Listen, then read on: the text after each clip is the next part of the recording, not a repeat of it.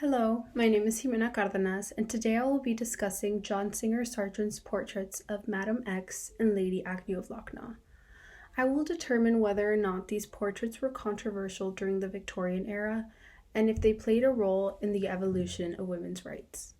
So, first off, here we have an image of Sargent's portrait of Madame X. This portrait depicts a young socialite named Virginie Amélie of Vaguenot-Gautreau. The portrait was completed by Sargent in 1884, and Gautreau was actually the one who approached Sargent to paint her because she wanted to increase her social status. The bold composition of the picture and Madame Gautreau's suggestive pose, where one strap of her dress is slipping off her shoulder, were the primary causes of controversy when it came out. Society did not approve of the inappropriate dress, the overexposure of her skin, and they perceived it as being immodest. After the portrait's controversy caused the public to view it negatively, Sargent altered the portrait by giving the dress a second strap. She was perceived as being excessively seductive and assertive by the way she turned her body and peeked over her shoulder. This was a drastic contrast from the way women would usually pose for portraits during the Victorian era. Additionally, Gautreau's vibrant red hair and very pale skin caused her to stand out more and contrast with the mostly dark lighting. Now I'm going to move on to John Singer Sargent's portrait of Lady Agnew of Lochnaw. So, Sargent was commissioned to paint the portrait of Lady Agnew of Lochnaw in 1892. The subject of the painting is Gertrude Vernon, the wife of Sir Andrew Noel Agnew.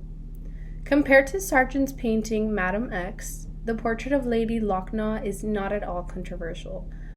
But when looking at subtle details, you can see that there are slight indications of lack of conformity to social expectations.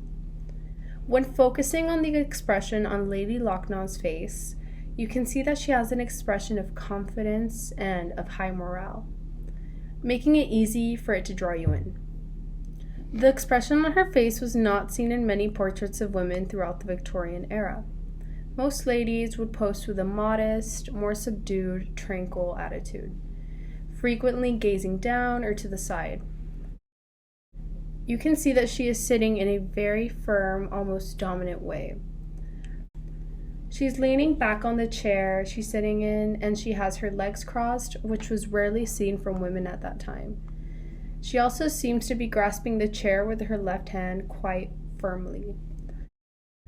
Even though the details from the portrait are subtle and not easily picked up on, they still defy Victorian posing standards that were set for women. This specific portrait of a typical Victorian woman is called Portrait of a Lady with a Book by a Fountain by Antonie Vestiaire. If you look at what she's wearing, you can see that it is modest and formal, and it follows the guidelines of what was expected from women during the Victorian era.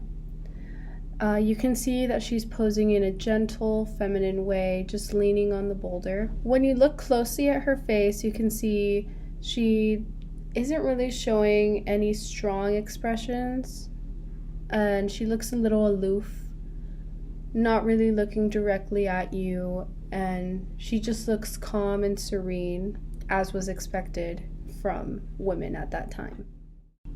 Decades ago, men were the only ones who had a wider range of poses to choose from, and basically just more freedom to pose and portray themselves the way that they wanted to be seen and portrayed. According to Audrey Linkman, the author of The Victorians, Photographic Portraits, during the Victorian era, men would pose in a way that would assert dominance and authority. In this specific portrait of a Victorian man, which also comes from Audrey Linkman's book, you can see that he has a white stance and is taking up a lot of space. You can also see that his elbow is firmly placed on the table next to him. This highlights his position within a society that was mostly dominated by men. I would confidently say that the portraits of Madame X and Lady Agnew of Lochnaw show an advancement in the evolution of women's rights. Since the Victorian era, there have been considerable changes in society standards, cultural ideals, and artistic movements that have influenced how women pose for portraits. Women are now free to select poses that showcase their individual interests and identities. There are no more rules set by society for women to follow. Women can express themselves and wear whatever makes them feel comfortable instead of having to wear formal and modest dresses.